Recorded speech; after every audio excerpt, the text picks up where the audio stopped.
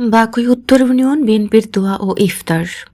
গাজী মামুনের তথ্যচিত্র দেখুন বিস্তারিত। বাংলাদেশ জাতীয়তাবাদী দল বিএনপি লালমাই উপজেলার আওতাধীন বাকই উত্তর ইউনিয়ন বিএনপি অঙ্গ ও সহযোগী সংগঠনের উদ্যোগে শহীদ রাষ্ট্রপতি জিয়াউর রহমান,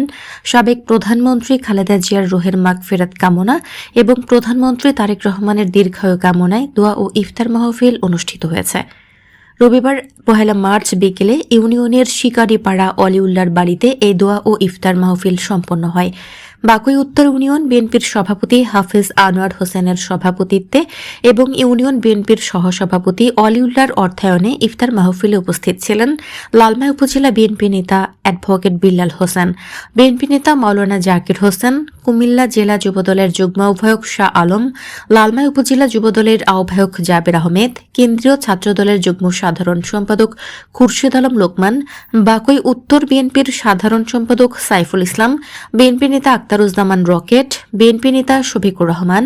জেলা স্বেচ্ছাসেবক দলের সদস্য হুমায়ুন কবির শরীফ, তৌফিক ইসলাম, স্বেচ্ছাসেবক দল নেতা আল মাহমুদ অপু, ব্যবসায়ী আহসানুল্লাহ, যুবদল নেতা এনায়েতুল্লাহ, যুবদল নেতা রুবেল হোসেন, যুবদল নেতা মাহবুব আলম, ছাত্রদল নেতা আলামিন, আসিফ আহমেদ টিপু, সাজ্জাদ হোসেন, আরিফ মজুমদার, রায়হানুল ইসলাম রাজু সহ অনেকে।